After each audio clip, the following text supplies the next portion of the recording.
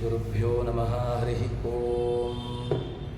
व्यासाय भवनाशाय श्रीशाय गुणराशये हृद्याय शुद्धविद्याय मध्वाय च नमो नमः। बुद्धिर्बलं वशोधैर्यं निर्भयत्वम् अरोगता अजाड्यं वाक्पटुत्वं च हनोमत्स्मरणात् भवेत्। भवति नुभावादिडमो कोऽपि वाग्मी जडपतिरपि जन्तुर्जायते प्राज्ञमौलिः। सकलवचनचेतो देवता भारती सा मम वचसि धत्तां सन्निधिं मानसे च। तपोविद्याविरक्त्यादिसद्गुणौघाकरानहं वादिराजगुरून् वन्दे हयग्रीवपदाश्रयान्। मिथ्यासिद्धान्तदुर्ध्वान्तविध्वंसनविचक्षणः जयतीर्थाख्यतरणिर्भसतां नोर्दम्भरे। दुर्वादिध्वान्तरमये वैष्णवेन्दीवरेन्दवे श्रीराघवेन्द्रगुरवे नमोऽत्यन्तदयालवे। ब्रह्मचर्यहरिप्रेतिसविद्यावादशालिनः इष्टदां कष्टहर्तॄन्नः विद्यामान्यान् मुनीन् नुमः। श्रीगुरुभ्यो नमः। हरिः ओं। ಭಗವಂತನ ಮಹಿಮೆ, ಇದಕ್ಕೆ ಅಧಿಕಾರಿಗಳು ಅನಧಿಕಾರಿಗಳು ಎಂಬಂತಹ ವಿಚಾರವನ್ನು ದಾಸರು ಭಾಗವತದ ಹಿನ್ನೆಲೆಯಲ್ಲಿ ತೋರಿಸಿಕೊಡ್ತಾ ಇದ್ದಾರೆ. ಕೇವಲ ನಿದ್ರೆಯ ಭಾಗವತ ಹೇಳುವಂತಹ ಮಾತು ಏನು ಅಂತಂದರೆ, ನಿದ್ರೆಯ ಹ್ರಿಯತೆ ನಕ್ತಂ ವ್ಯವಾ ಏನ ನಯಂ ನವಂಬಯ ದಿವಾಚ ಅರ್ಥೇಹಯ ರಾಜನ್ ಕುಟುಂಬ ಭರಣೇನವ ಅಂತ ನಮ್ಮ ದೈನಂದಿನ ದಿನಚರಿಯನ್ನು ಭಾಗವತ ಚೆನ್ನಾಗಿ ತಿಳಿಸಿಕೊಟ್ಟಿದೆ. ಭಗವಂತನ ಮಹಿಮೆ ಇದು ಯಾರಿಗೆ ಗೊತ್ತಾಗಿದೆ ಅಂತ ಕೇಳಿದರೆ,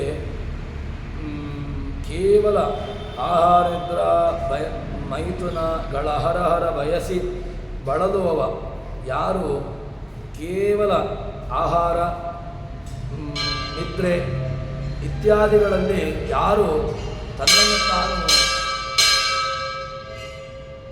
ತನ್ನನ್ನು ತಾನು ಮರೆತುಕೊಂಡಿರುತ್ತಾನೆ ಅಂಥವನಿಗೆ ಭಗವಂತನ ಮಹಿಮೆ ತಿಳಿಲಿಕ್ಕೆ ಸಾಧ್ಯವೇ ಇಲ್ಲ. ಭಗವಂತನನ್ನು ತಿಳಿದುಕೊಳ್ಳಬೇಕು, ಭಗವಂತನ ಜ್ಞಾನ ನಮಗೆ ಬರಬೇಕು ಅಂತ ಹೇಳಿದರೆ ಆಹಾರದಲ್ಲಿ ಕಂಟ್ರೋಲ್ ಬೇಕು. ಸಿಕ್ಕಿದ್ದನ್ನು ಸಿಕ್ಕ ಹೊತ್ತಿಗೆ ಸಿಕ್ಕ ಹಾಗೆ ಅದನ್ನು ಸೇವಿಸಿಕೊಳ್ತಾ ಇದ್ದರೆ ಆವಾಗ ಆ ದೇಹದಲ್ಲಿ ಭಗವಂತನ ಮಹಿಮೆಯನ್ನು ಅಳಿಲಿಕ್ಕೆ ಸಾಧ್ಯವಿಲ್ಲ.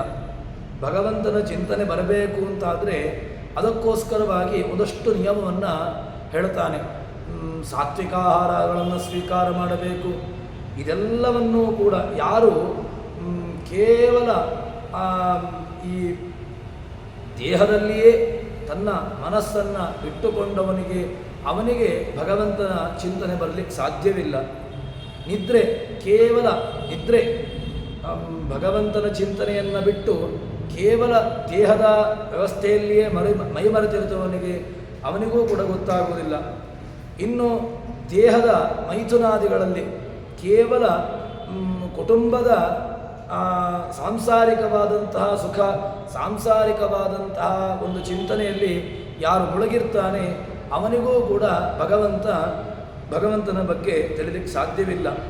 ಅದಕ್ಕೋಸ್ಕರವಾಗಿ ಮುಖ್ಯವಾಗಿ ಏನು ಬೇಕು ಅಂತ ಕೇಳಿದ್ರೆ, ಐಹಿಕ ಸುಖವ ಮರೆತು ಏನು ತಾನು ಐಹಿಕವಾದಂತಹ ಸುಖಭೋಗವನ್ನು ಮರೆತು ಕೇವಲ ಭಗವಂತನ ಚಿಂತನೆಯಲ್ಲಿ ಇದ್ದಾಗ ಆವಾಗ ಅಂತಹ ಶಾಸ್ತ್ರಾರ್ಥಗಳ ಜಿಜ್ಞಾಸೆ, ಭಗವಂತನಲ್ಲಿ ಇರ್ತೇನೆ ಅಂತ ಹೇಳಿದಾಗ ಭಗವಂತನ ಬಗ್ಗೆ ಸುಮ್ಮನೆ ಜ್ಞಾನ ಬರಲಿಕ್ಕೆ ಸಾಧ್ಯವೇ ಇಲ್ಲ. ನಾನು ದೇವರಿಗೆ ಇಷ್ಟು ಸೇವೆಯನ್ನು ಮಾಡಿದ್ದೇನೆ, ಇಷ್ಟು ಪ್ರದಕ್ಷಿಣೆಯನ್ನು ಬಂದಿದ್ದೇನೆ, ಇಷ್ಟು ಬೇಕಾದಷ್ಟು ಸೇವೆಯನ್ನು ಮಾಡಿದ್ದೇನೆ ಅಂತ ಹೇಳಿದ ತಕ್ಷಣ ಭಗವಂತನ ಮಹಿಮೆ ತಿಳ್ಕೊಳ್ಳಿಕ್ಕೆ ಸಾಧ್ಯವೇ ಇಲ್ಲ. ಭಗವಂತನ ಮಹಿಮೆ ಗೊತ್ತಾಗಬೇಕು ಅಂತ ಹೇಳಿದ್ರೆ ಒಂದಷ್ಟು ಯಜ್ಞ ಯಾಗಾದಿಗಳನ್ನು ಮಾಡಿದ್ದೇನೆ, ಒಂದಷ್ಟು ಏನೋ ಬೇಕಾದಷ್ಟು ಸೇವೆಗಳನ್ನು ಮಾಡಿದ್ದೇನೆ ಅಂತ ಹೇಳಿದ ತಕ್ಷಣ ಭಗವಂತನ ಮಹಿಮೆ ತಿಳ್ಕೊಳ್ಳಿಕ್ಕೆ ಬರುವುದಿಲ್ಲ. ಹಾಗಿದ್ದರೆ ಭಗವಂತನ ಮಹಿಮಾ ಜ್ಞಾನ ಬರಬೇಕು ಅಂತ ಹೇಳಿದ್ರೆ ಅದಕ್ಕಿರತಕ್ಕಂತಹ ಮಾರ್ಗ ಏನು ಕೇಳಿದ್ರೆ ಉಪನಿಷತ್ತು, ವೇದ, ಅದೇ ರೀತಿಯಾಗಿ ಬ್ರಹ್ಮಸೂತ್ರಗಳು, ಬ್ರಹ್ಮಸೂತ್ರಗಳ ಭಾಷ್ಯಗಳು, ಹೀಗೆ ತನ್ನ ಶಾಸ್ತ್ರಾರ್ಥ ಪುರಾಣಗಳ ಜ್ಞಾನ, ಶಾಸ್ತ್ರಾರ್ಥ ಪುರಾಣಗಳ ಅವಮರ್ಶ ಇದು ಅತೀ ಅವಶ್ಯಕವಾಗಿ ಬೇಕು. ಇದಿಲ್ಲದಿದ್ದರೆ ಕೇವಲ ಒಂದು ತಾಂತ್ರಿಕವಾದಂತಹ ಕ್ರಿಯೆಯನ್ನು ಮಾಡಿದಷ್ಟೇ ಹೊರತು ಭಗವಂತನ ಮಹಿಮೆ ಗೊತ್ತಾಗಲಿಲ್ಲ ಅಷ್ಟೇ ಅವನಿಗೆ. ಅದಕ್ಕೋಸ್ಕರವಾಗಿ ಐಹಿಕ ಸುಖವ ಮರೆತು ಮನದಲ್ಲಿ ಗ್ರಹಿಸಿ, ಮನಸ್ಸಲ್ಲಿ ಏನು ಬೇಕು ಅಂತ ಕೇಳಿದರೆ ಶಾಸ್ತ್ರದ ಚಿಂತನೆ, ಮನಸ್ಸಿನಲ್ಲಿ ಶಾಸ್ತ್ರದ ಯಥಾವಮರ್ಶನ, ವಿಷ್ಣುಶಾಸ್ತ್ರಾವಮರ್ಶನಂ ಅಂತ ಹೇಳ್ತಾರೆ. ನಮಗೆ ಏನು ಅತೀ ಅವಶ್ಯಕವಾಗಿ ಬೇಕು ಅಂತ ಕೇಳಿದರೆ ಶಾಸ್ತ್ರಗಳ ಅವಮರ್ಶನ, ಅಥಾತೋ ಬ್ರಹ್ಮ ಜಿಜ್ಞಾಸ, ಹೀಗೆ ಏನು ವಿಚಾರಗಳು ಆರಂಭವಾಗ್ತಾ ಹೋಗ್ತದೆ, ಈ ಶಾಸ್ತ್ರಗಳಲ್ಲಿ ಇನ್ನಷ್ಟು ಅದರಲ್ಲಿ ಆಳವಾದಂತಹ ಒಂದು ಚಿಂತನೆಯನ್ನು ಯಾರು ಮಾಡ್ತಾ ಹೋಗ್ತಾನೆ ಅಂಥವರಿಗೆ ಭಗವಂತನ ಮಹಿಮೆ ಇದು ಗೊತ್ತಾಗ್ತದೆ. ಅದು ಹೇಗಿರಬೇಕು ಕೇಳಿದ್ರೆ ಪರಮೋತ್ಸಾಹದಿ, ಉತ್ಸಾಹ ಇರುವುದಲ್ಲ, ಪರಮ ಉತ್ಸಾಹ, ತುಂಬ ಅದರಲ್ಲಿ ಆಳವಾಗಿ ತನ್ನನ್ನು ತಾನು ಅದರಲ್ಲಿ ಅರ್ಪಿಸಿಕೊಳ್ಳಬೇಕು. ಯಾರು ಅಷ್ಟು ಆಳವಾದಂತಹ ಚಿಂತನೆಯಲ್ಲಿ ತಾನು ತೊಡಗಿಕೊಳ್ಳುತ್ತಾನೆ ಅಂಥವನಿಗೆ ಭಗವಂತ ತಾನು ತೆರೆದುಕೊಳ್ಳುತ್ತಾನೆ, ಅಂಥವನಿಗೆ ಭಗವಂತ ಅವನಿಗೆ ಭಗವಂತನ ಜ್ಞಾನ, ಭಗವಂತನ ಮಹಿಮೆ ಅದು ಅರಿಲಿಕ್ಕೆ ಸಾಧ್ಯ ಅಂತ ಹೇಳ್ತಾರೆ. ಅದಕ್ಕೋಸ್ಕರ ಈ ಭಗವಂತನ ಮಹಿಮೆ ಗೊತ್ತಾಗಬೇಕು, ಅದಕ್ಕೋಸ್ಕರವಾಗಿ ಶಾಸ್ತ್ರ ಬೇಕು. ಶಾಸ್ತ್ರಗಳ ಜೊತೆಗೆ ಅದರ ಜಿಜ್ಞಾಸೆ, ಅದನ್ನು ಚೆನ್ನಾಗಿ ಮನನ ಮಾಡಿಕೊಂಡವನಿಗೆ ಭಗವಂತನ ಒಂದು ಆಹಾರದಲ್ಲಿ ನಿಯಮ ಬೇಕು. ಯಾಕೆ ಅಂತ ಕೇಳಿದರೆ ಆಹಾರದ ನಿಯಮವನ್ನು ತುಂಬ ಹೇಳ್ತಾರೆ. ದಶಮಿ, ಏಕಾದಶಿ, ದ್ವಾದಶಿ, ಕೃಷ್ಣ ಜಯಂತಿ, ಅದೇ ರೀತಿಯಾಗಿ ವಿಷ್ಣು ಪಂಚಕ, ಭೀಷ್ಮ ಪಂಚಕಾದಿ ವ್ರತಗಳು ಇದೆಲ್ಲವೂ ಕೂಡ ನಮ್ಮ ಆಹಾರದಲ್ಲಿ ನಿಯಮಕ್ಕೋಸ್ಕರವಾಗಿ ಹೇಳಿರತಕ್ಕಂತಹದ್ದು. ಏಕಾದಶಿಯಾದಿ ನಿಯಮಗಳನ್ನು ಯಾಕೆ ನಮಗೆ ಹೇಳ್ತಾರೆ ಅಂತ ಕೇಳಿದ್ರೆ, ಏಕಾದಶಿ, ಅದೇ ರೀತಿಯಾಗಿ ದಶಮಿ, ದ್ವಾದಶಿ ಇತ್ಯಾದಿಗಳು ಇದು ಹರಿದಿನ ಅಂತ ಹೇಳಿಕೊಂಡಿರತಕ್ಕಂತಹದ್ದು. ಆಹಾರದಲ್ಲಿ ನಿಯಮವನ್ನು ಇಟ್ಟುಕೊಂಡು ಕೇವಲ ನಿರ್ಜಲವಾಗಿ ಯಾವುದೇ ರೀತಿಯಾದಂಥ ಆಹಾರಾದಿಗಳನ್ನು, ಅನ್ನ ಪಾನಾದಿಗಳನ್ನು ಬಿಟ್ಟು ಅವನು ಹೇಗಿರಬೇಕು ಅಂತ ಕೇಳಿದರೆ, ಅವನಿಗೆ ಆಹಾರಾದಿಗಳಲ್ಲಿ ಕಿಂಚಿತ್ತೂ ಕೂಡ ಅವನಿಗೆ ಜ್ಞಾನ ಬರಬಾರದು. ಆ ದಶಮಿ, ಏಕಾದಶಿ, ದ್ವಾದಶ್ಯಾದಿಗಳಲ್ಲಿ ಕೇವಲ ಭಗವಂತನ ಉಪವಾಸ, ಅಂದರೆ ಏನು ಉಪವಾಸ? ಸಮೀಪವಾಸ, ಉಪಸೃತ್ಯವಾಸ, ಸಮೀಪದಲ್ಲಿ ವಾಸ ಮಾಡುವಂತಹದ್ದು.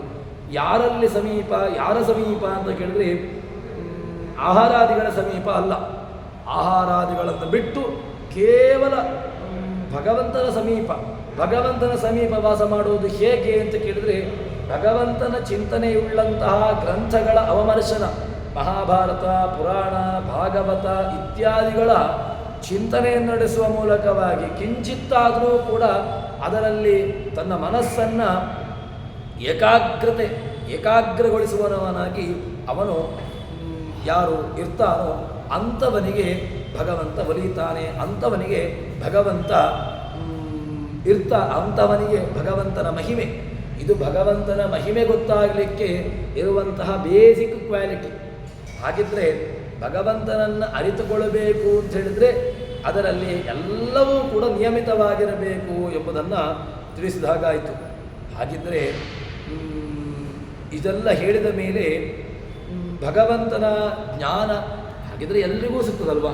ಎಲ್ಲರೂ ಕೂಡ ಸುಲಭವಾಗಿ ಭಗವಂತನನ್ನು ಹೊಂದಬಹುದು, ಎಲ್ಲರೂ ಕೂಡ ಭಗವಂತನನ್ನು ಸೇರಲಿಕ್ಕಾಗ್ತದೆ ಅಂತ ಹೇಳಿದರೆ, ಬಂಧ ಮೋಕ್ಷ ಪ್ರಥಮ ಜ್ಞಾನವು ಮಂದಮತಿಗಳಿಗೆಂದು ದೊರೆಯುವುದು, ಬಿಂದು ಮಾತ್ರ ಸುಖಾನುಭವ ಪರ್ವತಕ್ಕೆ ಸಮದುಃಖ ಎಂದು ತಿಳಿಯದಲ ಅನ್ಯ ದೈವಗಳಿಂದ ಸುಖವ ಅಪೇಕ್ಷಿಸುವವರು ಮುಕುಂದನಾರಾಧನೆಯ ಬಿಟ್ಟವ ಉಂಟೆ ಮುಕ್ತಿ ಸುಖ. ಭಗವಂತನನ್ನು ಪಡ್ಕೊಳ್ಳಬೇಕು ಅಂತ ಹೇಳಿಕೊಂಡು ಹೇಳ್ತಾರೆ, ವಿಷ್ಣು ರಹಸ್ಯದ ಮಾತನ್ನು ಹೇಳ್ತಾರೆ. ಆಹಾರ ಮೈಥುನಂ ನಿಹಮಿದ್ರ ಇತ್ಯಾದಿ ನಖಿಲೇಶ್ವಪಿ ಬಂಧ ಮೋಕ್ಷ ಪ್ರದಂ ಜ್ಞಾನಂ ಮಾನುಷೇಶ್ವೇವ ಜಾಯತೆ ಸುಖವಿಪ್ಲುಷ ದೇಹೇಸ್ಮಿನ್ ಮಹಾದುಃಖೈ ಪ್ರಪೂರಿತೈ ತಿಷ್ಠಂದ್ಯಭಿನರ ಕೇಚಿನ್ ನಾನೇ ನಾಸ್ತ್ಯೇಶ್ವರ ಇತ್ಯಪಿ. ದೇಹದಲ್ಲಿ ಇದೇ ಸುಖ ಅಂತ ಹೇಳಿಕೊಂಡು ಭ್ರಮೆಗೆ ಒಳಗಾಗಿ ಇದರಲ್ಲಿಯೇ ಬಿದ್ದು ಒದ್ದಾಡ್ತಾ ಇದ್ದಾನೆ. ಇದು ಎಷ್ಟು ಸುಖ ಅಂತ ಕೇಳಿದರೆ ಕೇವಲ ಒಂದು ಬಿಂದು ಸುಖ ಮಾತ್ರ. ನಾವು ದೇಹದಲ್ಲಿ ಅನುಭವಿಸುವಂತಹ ಸುಖ ಇದು ಕೇವಲ ಒಂದು ಬಿಂದು ಮಾತ್ರ ಸುಖ. ಸುಖದ ವಾಸ್ತವಿಕವಾದಂತಹ ಅಂಶ ಎಷ್ಟಿದೆ ಅಂತ ಕೇಳಿದರೆ ಪರ್ವತ. ಅದನ್ನು ಹೇಳ್ತಾರೆ, ಬಂಧಮೋಕ್ಷತೆಗಳನ್ನು ಕೊಡುವಂತಹ ಭಗವಂತ ಅವನ ಜ್ಞಾನ ಇದು ಮಂದಮತಿಗಳಿಗೆ ಇದು ಗೊತ್ತಾಗಲಿಕ್ಕೆ ಸಾಧ್ಯವೇ ಇಲ್ಲ. ಮಂದಮತಿಗಳು ಏನು ಇದರ ಹಿನ್ನೆಲೆಯನ್ನೇ ಅವರು ಅರಿತುಕೊಳ್ಳಿಕ್ಕೆ ಸಾಧ್ಯವೇ ಇಲ್ಲ. ಇದರ ಹಿನ್ನೆಲೆ ಅವರು ಅರಿತುಕೊಳ್ಳದೆ ತಮ್ಮದೇ ಆದಂತಹ ಒಂದು ಸ್ವಪ್ರಪಂಚದಲ್ಲಿ ತಾವಿರ್ತಾರೆ ಅಂತ ಹೇಳ್ತಾರೆ. ಸರಿ, ಹಾಗಿದ್ದರೆ ಬಿಂದು ಮಾತ್ರ ಅಲ್ಲ ಭಗವಂತ ಕೊಟ್ಟಿದ್ದಾನಲ್ವ ಸುಖ? ಇಲ್ಲ ರೀ, ನನಗೆ ಸುಖದ ಅನುಭವ ಆಗ್ತಾ ಉಂಟು. ಬೆಳಿಗ್ಗೆ ಎದ್ದೇಳ್ತೇನೆ, ಬೇಕಾದಷ್ಟು ರೀತಿಯಾದಂತಹ ಕೆಲಸಕ್ಕೆ ಹೋಗ್ತೇನೆ, ನನ್ನ ಆನ್ನಿಕಾದಿಗಳನ್ನು ಮಾಡಿಕೊಳ್ತೇನೆ, ಒಂದಷ್ಟು ಸುಖಾದಿಗಳು, ನಮ್ಮವರು ನಮ್ಮನ್ನು ಭೇಟಿಯಾಗ್ತಾರೆ, ನನ್ನ ಹೆಂಡತಿ ಇದ್ದಾಳೆ, ಮಕ್ಕಳಿದ್ದಾರೆ, ತಂದೆ ಇದ್ದಾರೆ, ತಾಯಿ ಇದ್ದಾರೆ, ನಮ್ಮ ಪರಿವಾರ ಇದೆ, ಇವರಿಂದ ಎಲ್ಲ ಒಳ್ಳೆಯದಾದಂತಹ ವಿಚಾರಗಳನ್ನು ಕೇಳಲ್ಪಡ್ತೇನೆ. ಇದೆಲ್ಲವೂ ಕೂಡ ನನಗೆ ಸುಖ ಅಂತ ಅನಿಸ್ಕೊಳ್ತಾ ಉಂಟಲ್ವ, ಸುಖದ ಅನುಭವ ಬರ್ತಾ ಉಂಟಲ್ವ. ಇದನ್ನು ನೀವು ಸುಖ ಅಲ್ಲ ಅಂತ ಹೇಗೆ ಹೇಳ್ತೀರಿ ಅಂತ ಹೇಳಿದ್ರೆ, ಹೌದು ಸುಖ. ಸುಖ ಏನು ಕೇಳಿದ್ರೆ ಸುಖದ ಭ್ರಮೆ ಅಷ್ಟೇ. ವಾಸ್ತವಿಕವಾಗಿ ಬಿಂದು ಸುಖ. ಭಗವಂತ ಇಷ್ಟೇ ಸುಖವನ್ನು ಕೊಡಲಿಕ್ಕೆ ನಮಗೆ ಸಾಧ್ಯನೋ? ಪರ್ವತದ ಆನಂದವನ್ನು ಕೊಡಲಿಕ್ಕೆ ಸಾಮರ್ಥ್ಯವುಳ್ಳಂತಹ ಭಗವಂತ ನಾವು ಏನು ಮಾಡ್ತಾ ಇದ್ದೇವೆ? ದೇಹ ಇಂದ್ರಿಯಾದಿಗಳಿಂದ ಬರುವಂತಹ ಸುಖವನ್ನೇ ಸುಖ ಅಂತ ಅನಿಸಿಕೊಂಡು ಆ ಭ್ರಮೆಯಲ್ಲಿ ಭಗವಂತನನ್ನು ಮರೆತು, ಭಗವಂತನ ವಿಚಾರಗಳನ್ನು ಮರೆತು, ಭಗವಂತನನ್ನು ಹೇಳುವಂತಹ ಪುರಾಣಗಳು, ಬ್ರಹ್ಮಸೂತ್ರಗಳು, ವೇದ ಪುರಾಣಗಳು, ಸರ್ವಮೂಲ ಗ್ರಂಥಗಳು ಇದನ್ನು ಮರೆತು ಇದರಿಂದ ದೂರ ಹೋಗಿ ನಾವು ಜೀವನವನ್ನು ಮಾಡ್ತಾ ಇದ್ದೇವೆ ಅಷ್ಟೇ. ಅದಕ್ಕೋಸ್ಕರವಾಗಿ ಈ ಸುಖಾನುಭವ ಕೇವಲ ಒಂದು ಹನಿಯಷ್ಟು ಮಾತ್ರ. ಅದಕ್ಕೋಸ್ಕರ ಪರ್ವತಕ್ಕೆ ಸಮ ದುಃಖ. ಇದರಲ್ಲಿ ದುಃಖ ಹೇಗುಂಟು ಹೇಳ್ತಾರೆ, ಪರ್ವತದಷ್ಟು ದುಃಖ ಉಂಟು, ಕೇವಲ ಒಂದು ಸಣ್ಣ ಹನಿಯಷ್ಟು ಸುಖ ಉಂಟಷ್ಟೇ. ಆದರೆ ವಾಸ್ತವಿಕವಾದಂತಹ ಅಂಶವನ್ನು ಮರೆತು ನಾವು ಬದುಕ್ತಾ ಇದ್ದೇವೆ ಅಂತ ಹೇಳ್ತಾರೆ. ಇದರಿಂದ ನಮಗೆ ಭಗವಂತನನ್ನು ಚಿಂತನೆ ಮಾಡಬೇಕು, ಭಗವಂತನ ಪ್ರಜ್ಞೆ ಬರಬೇಕು, ಭಗವಂತನನ್ನು ಅರಿತುಕೊಳ್ಳಬೇಕು ಅಂತ ಹೇಳಿದ್ರೆ, ನಾನು ದೇವರಿಗೆ ಹೀಗೆಲ್ಲ ಮಾಡ್ತಾ ಇದ್ದೇನೆ, ದೇವರಿಗೆ ಬೇಕಾದಷ್ಟು ಸೇವೆಯನ್ನು ಕೊಟ್ಟಿದ್ದೇನೆ, ನಿತ್ಯದಲ್ಲೂ ಕೂಡ ದೇವರ ಸೇವೆಯನ್ನು ಮಾಡ್ತೇನೆ, ದೇವರಿಗೆ ಪ್ರದಕ್ಷಿಣೆಯನ್ನು ಮಾಡ್ತೇನೆ, ಹೀಗೆಲ್ಲ ನಾವು ಚಿಂತನೆ ಮಾಡ್ತಾ ಕೂತ್ಕೊಂಡ್ರೆ ದೇವರು ನಮ್ಮ ಅದೆಲ್ಲವೂ ಕೂಡ ಏನು ಆಗ್ತದೆ ಕೇಳಿದ್ರೆ, ಒಂದು ನಮ್ಮ ಏಳಿಗೆಗೆ ಸಣ್ಣ ಒಂದು ಪೂರಕ ಆಗಬಹುದಷ್ಟೇ ಹೊರತು ನಮ್ಮನ್ನು ಉದ್ಧಾರ ಮಾಡುವಂಥದ್ದಲ್ಲದು. ಕೇವಲ ಅಷ್ಟು ಮಾತ್ರವನ್ನು ಮಾಡಿದ್ದರಿಂದಾಗಿ ನಾನು ದೇವರ ಪೂಜೆಯನ್ನು ಮಾಡ್ತೇನೆ, ನಾನು ದೇವರಿಗೆ ಯಜ್ಞ ಯಾಗಾದಿಗಳನ್ನು ಮಾಡ್ತೇನೆ, ಕರ್ಮವನ್ನು ಮಾಡ್ತೇನೆ, ಇದರಿಂದಾಗಿ ನನಗೆ ಮೋಕ್ಷ ಸಿಗ್ತದೆ, ಯಾವುದೂ ಸಾಧ್ಯವಿಲ್ಲ. ಮೋಕ್ಷ ಬೇಕು ಅಂತ ಹೇಳಿದ್ರೆ ಅದಕ್ಕೋಸ್ಕರವಾಗಿ ಏನು ಬೇಕು ಗೊತ್ತುಂಟ? ಕೇವಲ ಕರ್ಮದ ಹಿಂದೆ ಹೋದರೆ ಸಾಧ್ಯವಲ್ಲವೇ ಇಲ್ಲ. ದೇವರನ್ನು ಒಲಿಸಿಕೊಳ್ಳಿಕ್ಕೆ ಇರುವಂತಹ ಮಾರ್ಗ ಕರ್ಮ ಅಲ್ಲ. ಕರ್ಮ ಒಂದು ಸಾಧನ ಅಷ್ಟೇ ಹೊರತು ಕರ್ಮವೇ ಒಂದು ಪರಮ ಸಾಧನ ಅಲ್ಲ. ಮತ್ತು ಏನು ಹಾಗಿದ್ದರೆ ಯಾವುದು ಮುಖ್ಯ ಸಾಧನ ಯಾವುದು ಕೇಳಿದರೆ, ಜ್ಞಾನೇನೈವ ಪರಂ ಪದಂ, ಜ್ಞಾನೇನೈವ ಪರಂ ಪದಂ. ನಿನಗೆ ಪರಮ ಪದವಿ ಬೇಕಾ, ನಿನಗೆ ಭಗವಂತ ಸಿಗಬೇಕಾ, ಕರ್ಮವನ್ನು ಅಷ್ಟೇ ಹಿಡಿದುಕೊಳ್ಳೋದಲ್ಲ, ಕರ್ಮದ ಜೊತೆಗೆ ಜ್ಞಾನ ಬೇಕು. ಅಲ್ಲ, ಕರ್ಮದ ಜೊತೆಗೆ ಜ್ಞಾನ ಹೇಗೆ ಅಂತ ಕೇಳಿದ್ರೆ, ಕರ್ಮವನ್ನು ಮಾಡ್ತೀಯಲ್ವ, ಕರ್ಮದ ಜೊತೆಗೆ ಒಂದಷ್ಟು ಜ್ಞಾನವನ್ನು ಪಡೆದುಕೊಳ್ಳಬೇಕು. ಏನು ಕರ್ಮ, ಹೇಗೆ ಕರ್ಮ, ಯಾವುದನ್ನು ಮಾಡಬೇಕು, ಹೇಗೆ ಮಾಡಬೇಕು, ಯಾವ ರೀತಿಯಾದಂತಹ ಕರ್ಮವನ್ನು ಮಾಡಿದ್ದರಿಂದಾಗಿ ಅದು ನಮಗೆ ನನ್ನನ್ನು ಬಿಡುಗಡೆಗೆ ಅದು ಕಾರಣವಾಗಿದೆ, ಇದನ್ನು ಯಥಾರ್ಥವಾಗಿ ಅರಿತುಕೊಳ್ಳಬೇಕು. ಇದನ್ನು ಅರಿತುಕೊಳ್ಳದೆ ಈ ಒಂದು ಕರ್ಮದ, ಈ ಒಂದು ಜೀವನದ ಹಿನ್ನೆಲೆಯಲ್ಲಿ ಈ ಜೀವನವನ್ನೇ ಸರ್ವಸ್ವಾತನಿಸಿಕೊಂಡು ಪರ್ವತದಷ್ಟು ದುಃಖ ಇದೆ, ಸಣ್ಣ ಬಿಂದು ಏನು ಸುಖವನ್ನು ಅನುಭವಿಸ್ತಾ ಇದ್ದಾನೆ. ಆ ಭ್ರಮೆಯಲ್ಲಿ ನಾನು ಆನಂದವಾಗಿದ್ದೇನೆ, ನನಗೆ ಯಾವುದೇ ರೀತಿಯಾದಂತಹ ಚಿಂತೆ ಇಲ್ಲ ಅಂತ ಹೇಳಿಕೊಂಡು ಭ್ರಮಾಲೋಕದಲ್ಲಿ ತಾನು ಬದುಕ್ತಾ ಇದ್ದಾನೆ. ಅದಕ್ಕೋಸ್ಕರವಾಗಿ ತಿಳಿಯದರನ್ಯ ದೈವಗಳಿಂದ ಯಾರನ್ನ ನೀನು ಉಪಾಸನೆ ಮಾಡಬೇಕು ಅವರನ್ನೇ ಉಪಾಸನೆ ಮಾಡಬೇಕು.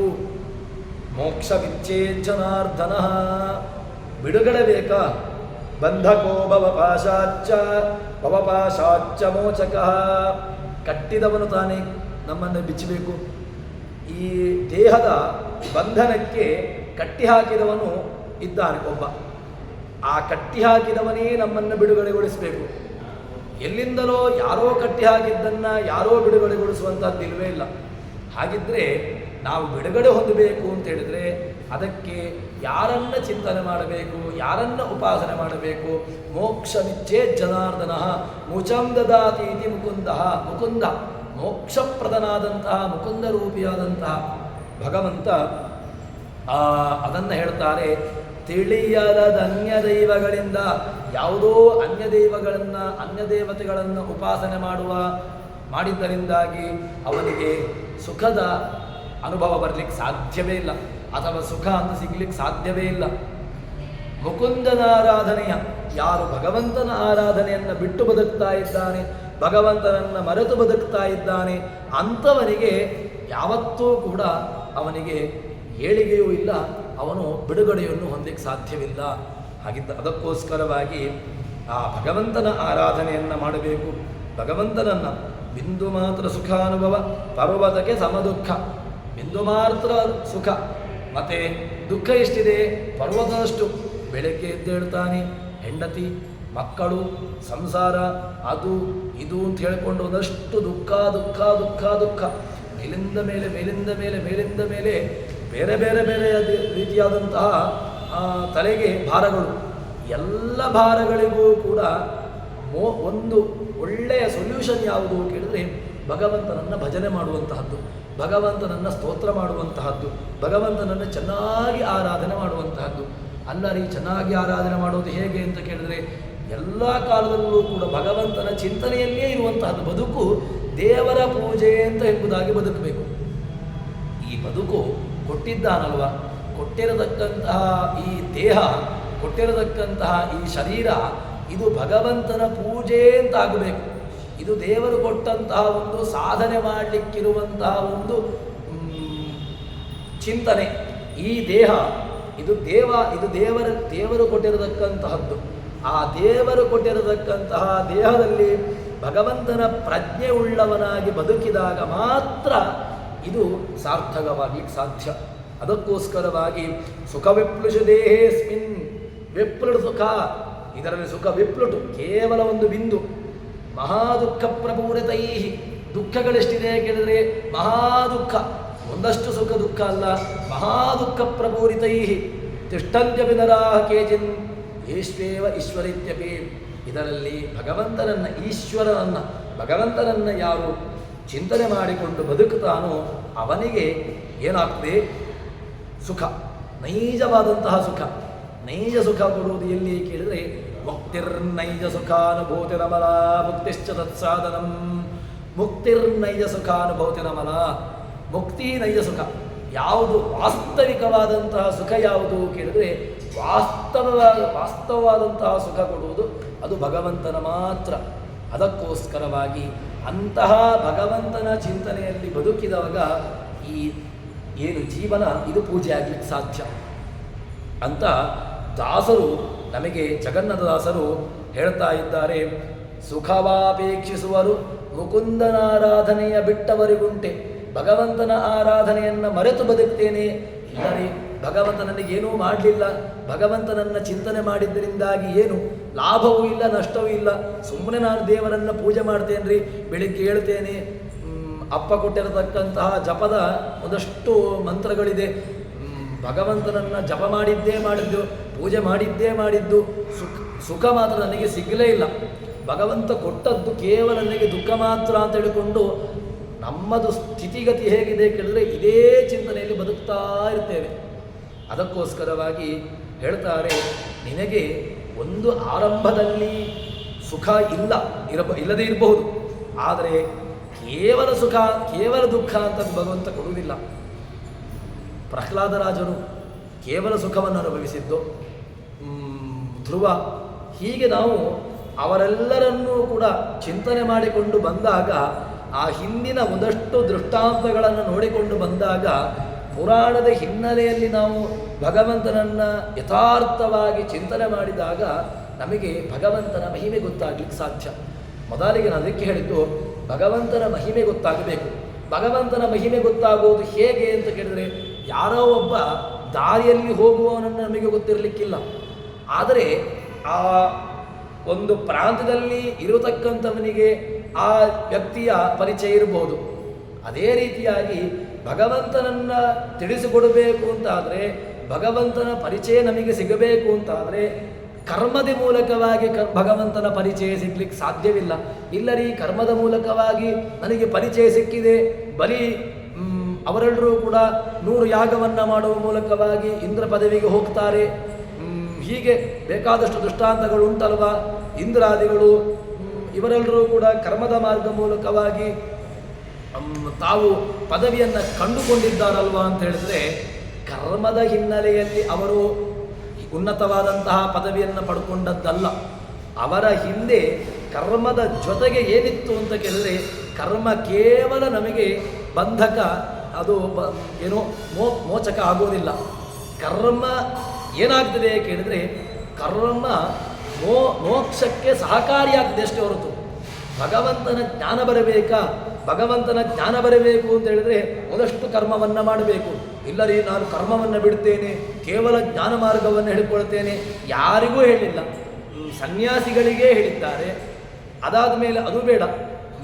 ಯಾರಿಗೆ ಯಾರು ಉನ್ನತವಾದಂತಹ ಸ್ಥಿತಿಗತಿಯನ್ನು, ಒಳ್ಳೆಯ ಸಮಾಧಿ ವ್ಯವಸ್ಥೆಯನ್ನು ಹೊಂದಿ ಸಮಾಧಿ ವ್ಯವಸ್ಥೆಯಿಂದ ಹೊರಗಿರತಕ್ಕಂಥವನಿಗೇ ಕರ್ಮ ಉಂಟು ಅಂತ ಹೇಳಿದ ಮೇಲೆ ಕರ್ಮವನ್ನು ಬಿಟ್ಟು ಇರಲಿಕ್ಕೆ ಸಾಧ್ಯವೇ ಇಲ್ಲ. ಹಾಗಿದ್ರೆ ಕರ್ಮ ಬೇಕು, ಕರ್ಮ ಮಾತ್ರ ಸಾಕಾಗುವುದಿಲ್ಲ, ಕರ್ಮದ ಜೊತೆಗೆ ಏನು ಬೇಕು ಅಂದರೆ ಜ್ಞಾನ ಬೇಕು. ಕರ್ಮಣಾ ಜ್ಞಾನ ಮಾತನೋತಿ ಜ್ಞಾನೇನೈವ ಪರಂಪದಂ. ಇದು ನಮಗೆ ಸರ್ಕಾರ. ಕರ್ಮ ಬೇಕು, ಕರ್ಮವನ್ನು ಮಾಡಬೇಕು. ಕರ್ಮವನ್ನು ಮಾಡಿಕೊಂಡಾಗ ಕರ್ಮಣಾ ಜ್ಞಾನ ಮಾತನೋತಿ. ಕರ್ಮ ಏನಕ್ಕೆ ಪೂರಕ ಆಯಿತು? ಜ್ಞಾನವನ್ನು ತರಿಸಿಕೊಟ್ಟಿತು, ಭಗವಂತನ ಜ್ಞಾನವನ್ನು ತರಿಸಿಕೊಟ್ಟಿತು. ಒಂದಷ್ಟು ಯಾಗವನ್ನು ಮಾಡಿದ, ಒಂದಷ್ಟು ಕರ್ಮವನ್ನು ಮಾಡಿದ, ಕರ್ಮವನ್ನು ಮಾಡುವ ಮೂಲಕವಾಗಿ ಭಗವಂತನ ಜ್ಞಾನ ಬಂತು. ಜ್ಞಾನ ಬಂದ ಮೇಲೆ ಜ್ಞಾನದಲ್ಲಿಯೇ ಸುಮ್ಮನಿರುವುದಿಲ್ಲ. ಜ್ಞಾನ ಮತ್ತೇನು ಮಾಡ್ತಾನೆ? ಜ್ಞಾನದಲ್ಲಿ ಮತ್ತಷ್ಟು ಡೀಪಾಗಿ ಹೋದಾಗ ಜ್ಞಾನ ಅವನನ್ನು ಬಿಡುಗಡೆಗೆ ಅದು ಕರೆಸಿಕೊಂಡು ಹೋಗ್ತದೆ. ಹಾಗಿದ್ರೆ ಜ್ಞಾನ ಬೇಕು, ಕೇವಲ ಕರ್ಮ ಸಾಕಾಗುವುದಿಲ್ಲ. ಅದಕ್ಕೋಸ್ಕರವಾಗಿ ಇದನ್ನು ನಮಗೆ ಅರಿತುಕೊಡಬೇಕು.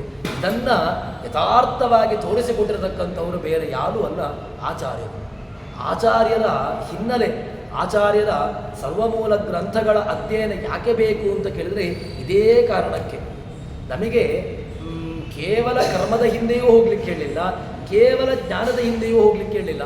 ಕರ್ಮವೂ ಜ್ಞಾನವೂ ಎರಡನ್ನೂ ಕೂಡ ಬ್ಯಾಲೆನ್ಸ್ ಮಾಡಿಕೊಂಡು ನೀನು ಯಾವಾಗ ನೋಡಿಕೊಂಡು ಹೋಗ್ತೀಯೋ, ಇಲ್ಲರಿ ನಾನು ದೇವರ ಪೂಜೆಯನ್ನು ಮಾಡ್ತೇನೆ, ಇಲ್ಲರಿ ನಾನು ಹೋಮವನ್ನು ಮಾಡ್ತೇನೆ, ಇಲ್ಲರಿ ನಾನು ಬೇಕಾದಷ್ಟು ಬೇರೆ ಎಲ್ಲ ಮಾಡ್ತೇನೆ, ನಾನು ಸಾಮಾಜಿಕ ಕಾರ್ಯವನ್ನು ಮಾಡ್ತೇನೆ, ನಾನು ಸಾಮಾಜಿಕ ಒಬ್ಬ ಕಾರ್ಯಕರ್ತ, ನಾನು ಸಮಾಜಕ್ಕೆ ದೊಡ್ಡ ದೊಡ್ಡ ಕಾರ್ಯವನ್ನು ಮಾಡುವ ಮೂಲಕವಾಗಿ ನಾನು ಮಾಡು, ಅದೂ ಬೇಡ ಅಂತ ಹೇಳಲಿಲ್ಲ.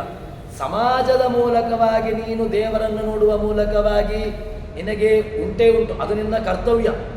ಯಾಕೆ ಅಂತ ಕೇಳಿದ್ರೆ ಅದು ನಮಗೆ ಕೃಷ್ಣ ಹೇಳಿರುವಂತಹ ಒಂದು ಆರ್ಡರ್. ನೀನು ಏನೇ ಮಾಡುವಾಗಲೂ ಕೂಡ ಸಾಮಾಜಿಕವಾದದ್ದನ್ನು ಇಟ್ಟುಕೊಳ್ಳಲೇಬೇಕು. ಸಾಮಾಜಿಕವಾದಂತಹ ಹಿನ್ನೆಲೆಯಲ್ಲಿ ಸಾಮಾಜಿಕ ಕಾರ್ಯಕರ್ತನಾಗಿ ಸಮಾಜದ ವ್ಯವಸ್ಥೆಯಲ್ಲಿ ನೀನಿದ್ದುಕೊಂಡು ಸಮಾಜಕ್ಕೆ ಏನು ಕೊಡ್ತೀಯೋ ಅದರ ಜೊತೆಗೆ ಸಮಾಜಕ್ಕೆ ಕೊಡುವ ಮೂಲಕವಾಗಿ ಅದನ್ನು ಅವನಿಗೆ ಅರ್ಪಣೆ ಮಾಡಬೇಕು. ಯಾರಿಗೆ ಅರ್ಪಣೆ ಮಾಡಬೇಕು? ಆ ಕರ್ಮಾಧ್ಯಕ್ಷನಾಗಿರತಕ್ಕಂತಹ ಭಗವಂತನಿಗೆ ಅದು ಪರಿಸಮಾಪ್ತಿಯಾಗಬೇಕು. ಈ ಹಿನ್ನೆಲೆಯಲ್ಲಿ ಇದ್ದಾಗ ಆವಾಗ ಅದು ಸಾರ್ಥಕವಾಗಿದೆ ಅಂತ ಹೇಳ್ತಾರೆ.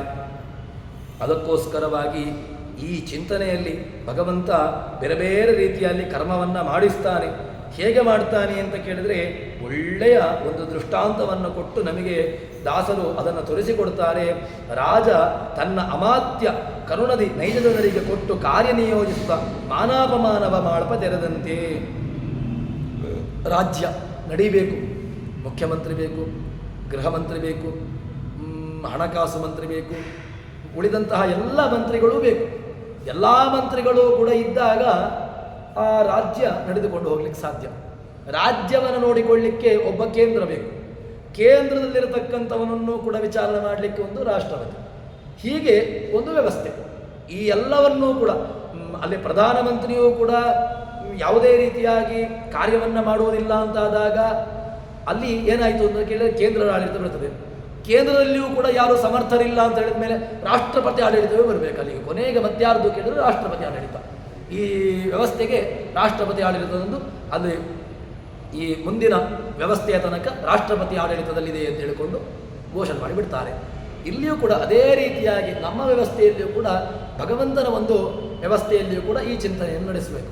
ಹೇಗೆ ಕೇಳಿದ್ರೆ ರಾಜ ತನ್ನ ಅಮಾತ್ಯ ಕರುಣದಿ, ರಾಜ ಏನು ಮಾಡ್ತಾನೆ ಅಂತ ಕೇಳಿದ್ರೆ ತಾನು ಎಲ್ಲದಕ್ಕೂ ಕೂಡ ಕಂಟ್ರೋಲ್ ತಂದೆ, ರಾಜನೇ ಇರ್ತಾನೆ. ಆದರೆ ಯುದ್ಧ ಮಾಡುವುದು ತಾನು ಹೋಗ್ತಾನ? ಎಲ್ಲದಕ್ಕೂ ಕೂಡ ಎಲ್ಲ ಸಣ್ಣ ಪುಟ್ಟ ಯುದ್ಧಗಳಿಗೂ ಕೂಡ ತಾನು ಹೋಗೋದಿಲ್ಲ. ಸಾಮಂತ ರಾಜರು ಇದ್ದರೆ ತಾನು ಹೋಗ್ತಾನೆ. ಯಾವುದೋ ಸಣ್ಣ ಪುಟ್ಟ ರಾಜರುಗಳಿದ್ದರೆ ತನ್ನ ಸೈನಿಕರನ್ನು, ತನ್ನ ಮಂತ್ರಿಯನ್ನು ಕಳಿಸಿ ಅಲ್ಲಿಯೇ ಅವರನ್ನು ಮುಗಿಸಿ ಅಲ್ಲಿ ಅವರಿಂದ ತಾನು ಜಯಪತ್ರವನ್ನು ಪಡೆದುಕೊಂಡು ಬರ್ತಾನೆ. ಇದು ಹೇಳ್ತಾರೆ ದಾಸರು ಹೇಳುವಂತಹ ಶಬ್ದ ಚೆನ್ನಾಗಿದೆ. ರಾಜ ತನ್ನ ಅಮಾತ್ಯ ಕರುಣದಿ ನೈಜ ಜನರಿಗೆ, ತನ್ನ ಜನರಿಗೆ ಕೊಟ್ಟು ಏನು ಮಾಡ್ತಾನೆ? ಕಾರ್ಯದಿ ಯೋಜಿಸ್ತಾ, ನೀವು ಕಾರ್ಯವನ್ನು ಮಾಡಿ, ನೀವು ಈ ಕಾರ್ಯವನ್ನು ಮಾಡಿ, ನೀವು ಈ ಕಾರ್ಯವನ್ನು ಮಾಡಿ ಅಂತ ಹೇಳಿಕೊಂಡು ಮುಖ್ಯಮಂತ್ರಿ ಹೀಗೆ ಒಂದೊಂದು ವ್ಯವಸ್ಥೆಯನ್ನು, ಆಡಳಿತವನ್ನು ತಾನು ಪಾಲು ಮಾಡ್ತಾ ಬರ್ತಾನೆ. ಪಾಲು ಮಾಡ್ತಾ ಬಂದು ಏನು ಮಾಡ್ತಾನೆ? ಒಂದು ವೇಳೆ ಅವರು ಕಾರ್ಯವನ್ನು ಸರಿ ಮಾಡಿದ್ರು ಅಂತಾದರೆ ಅವರಿಗೆ ಸನ್ಮಾನ, ಇಲ್ಲ ಅಂತಾದರೆ ಅವರನ್ನು ಕಿತ್ತು ಹಾಕಿ ಮತ್ತೆ ತಾನು ಅಲ್ಲಿ ಗದ್ದುಗೆಯನ್ನು ಏರ್ಲಿಕ್ಕೆ ಶುರು ಮಾಡ್ತಾನೆ. ಮುಖ್ಯಮಂತ್ರಿ ಸರಿ ಇದ್ದಾನೆ ಅಂತಾದರೆ ಮುಖ್ಯಮಂತ್ರಿ ಮುಂದುವರಿಲಿಕ್ಕೆ ಸಾಧ್ಯ, ಇಲ್ಲ ಅಂತಾದರೆ ಮುಖ್ಯಮಂತ್ರಿಯನ್ನು ಕೆಳಗಿಳಿಸಿ ಮತ್ತೆ ಯಾರನ್ನಾದರೂ ಕೂಡ ಅಲ್ಲಿ ಮುಖ್ಯಮಂತ್ರಿಯನ್ನು ಮಾಡಬೇಕು ಅಂತ ಹೇಳಿಕೊಂಡು ಪುನಃ ಗೊಂದಲಗಳು, ಹೀಗೆ ವ್ಯವಸ್ಥೆಗಳು. ಅದಕ್ಕೋಸ್ಕರವಾಗಿ ಈ ಎಲ್ಲ ಸರಿಯಾಗಿ ಇದ್ದರು ಅಂತಾದರೆ ನಾನು ಹೇಳಿದಂತಹ ವ್ಯಕ್ತಿ ಮುಖ್ಯಮಂತ್ರಿ ಆಗ್ತಾನೋ ಅಥವಾ ಎಲ್ಲ ಕಾರ್ಯಗಳನ್ನು ಮಾಡುವವರಾದರೆ ಅವರಿಗೆ ಸನ್ಮಾನ, ಇಲ್ಲ ನಾನು ಹೇಳಿದವರು ವಿಪರೀತವಾಗಿದ್ದಾರೆ ಅಂತಾದರೆ ಅಲ್ಲಿಂದ ಅವರಿಗೆ ಸನ್ಮಾನವನ್ನು ಬಿಟ್ಟು ಅವರನ್ನು ಅವಮಾನ, ಹೀಗೆ ಅವರನ್ನು ಮಾಡ್ತಾನೆ. ಅದೇ ರೀತಿಯಾಗಿ ಭಗವಂತ ಏನು ಮಾಡ್ತಾನೆ ಅಂತ ಕೇಳಿದರೆ ಶ್ರೀಜನಾರ್ದನ ಸಕಲೊಳಗ ಅಪರಾಜಿತನು ತಾನಾಗಿ. ಭಗವಂತ ಅಪರಾಜಿತ ಸರ್ವಸಹೋ, ಭಗವಂತ ಅಪರಾಜಿತ ಅಂತ ಅವನಿಗೆ ಹೆಸರು. ಅಂತಹ ಅಪರಾಜಿತನಾದಂತಹ ಭಗವಂತ ಸರ್ವಪ್ರಯೋಜನವ ತಾನೇ ಎಲ್ಲವನ್ನೂ ಮಾಡ್ತಾನೆ. ಮತ್ತೆ ಅದನ್ನು ಯಾರಿಗೆ ಕೊಡ್ತಾನೆ ಅಂತ ಕೇಳಿದರೆ ಅವರವರಿಗೆ, ಜೀವರುಗಳಿಗೆ ಅದನ್ನು ಕೊಡ್ತಾನೆ. ಜೀವರುಗಳಿಗೆ ಫಲವನ್ನು ನೀವು ತಿನ್ನುವಂತೆ ಅದನ್ನು ಅನುಗ್ರಹ ಮಾಡ್ತಾನೆ ಎಂಬುದಾಗಿ ದಾಸರು ನಮಗೆ ತಿಳಿಸಿಕೊಡ್ತಾರೆ. ಈ ರೀತಿಯಾಗಿ ಭಗವಂತನ ಮಹಿಮೆ, ಭಗವಂತನ ವಿಶಾಲವಾದಂತಹ ವಿಚಾರವನ್ನು ದಾಸರು ನಮಗೆ ತಿಳಿಸಿಕೊಡ್ತಾರೆ. ಮುಂದಿನದ್ದನ್ನು ಮುಂದೆ ನೋಡೋಣ ಅಂತ ಹೇಳುವಲ್ಲಿ ಹರಿಪ್ರಿಯತಾ ಶ್ರೀ ಕೃಷ್ಣಾರ್ಪಿತಮಸ್ತು.